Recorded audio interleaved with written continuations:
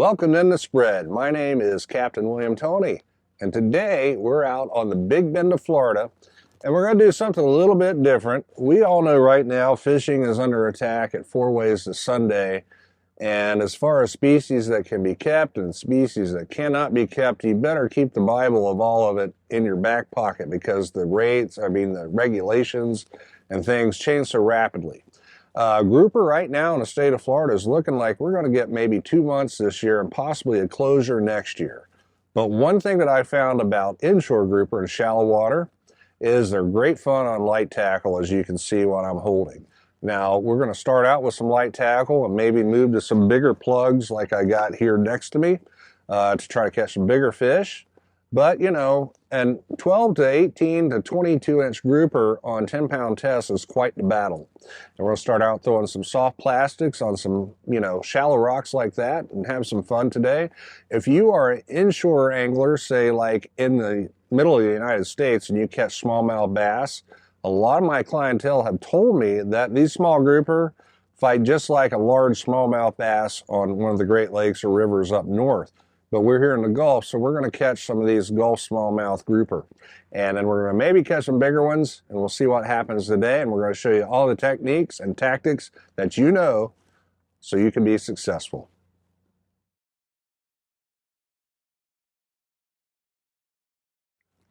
One of my favorite all-around soft plastic baits to use for trout and just about anything. The rule of thumb on the west coast of Florida, north of Tampa, it drops about 1 foot per mile.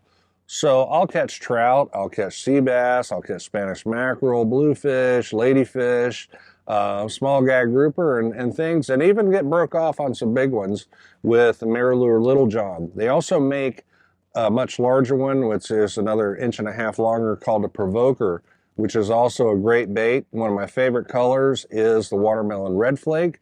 I think it mimics a shrimp down toward the bottom, and it's basically not much to it. In fact, we've nicknamed it in this area, it's called the turd.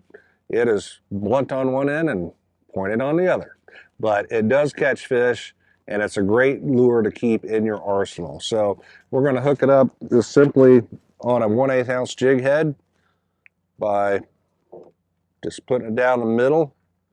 Go in about 3/4 of an inch, turn it out, press it down on the barbs tight to the head of the jig, and that's your bait.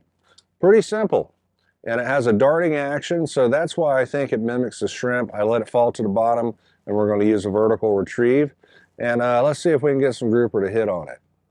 So one question I have for you that some people have concerning, is there a top or bottom to that? All right. Let's do this. There really isn't a top or bottom to the Little Johns. Now, the provoker there is, and certain baits like the DOA 5.5 inch jerk baits has a belly, and a lot of your larger baits on the belly will have a slit, which if you wanted to rig it weedless, that is where you would bury the hook. On these Little Johns, something like this, or with a paddle tail, of course you're going to have to put the head up first so the paddle tail down.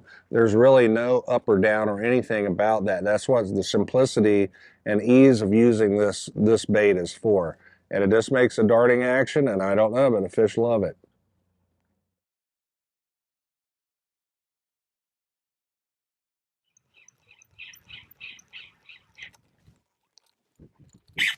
Fish on.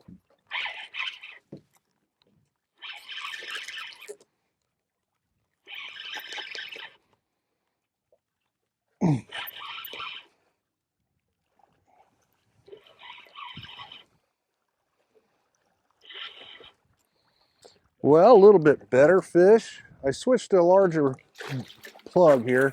Get him up on the boat here.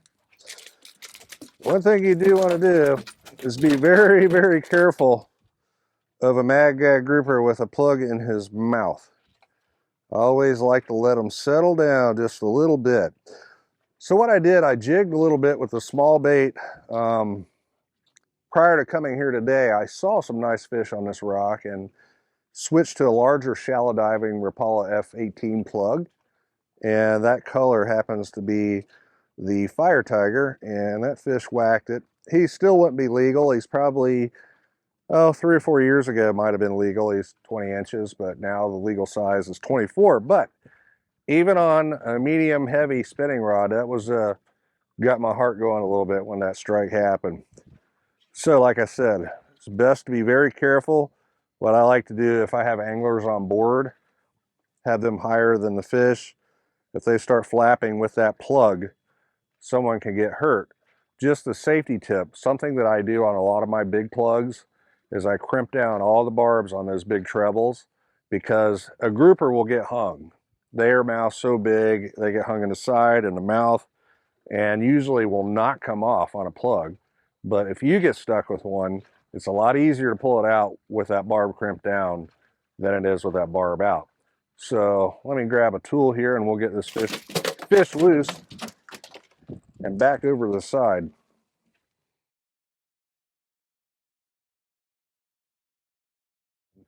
A really good tool for handling grouper like that is a boga grip. Again, I'm using an 80-pound leader, and he's hung pretty good. I'm gonna get him right here. So now I can safely handle this fish and get him loose. Just grab my pliers.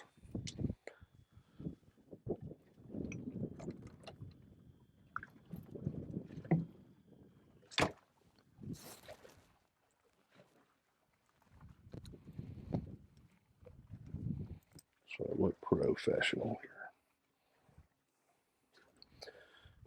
He sure did take it too.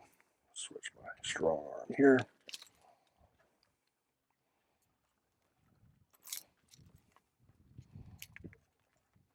Dicey business. Watching back troubles. I've actually been hooked by one right in through my blue jeans, and every flop I could feel that hook scraping my calf, and I was like, oh dear God, no. And it finally tore loose in my pants. Made me a happy guide. Okay, here we go. All right, guys, we'll get him back in the water. No harm done. Back in, my friend. All right, let's do it again.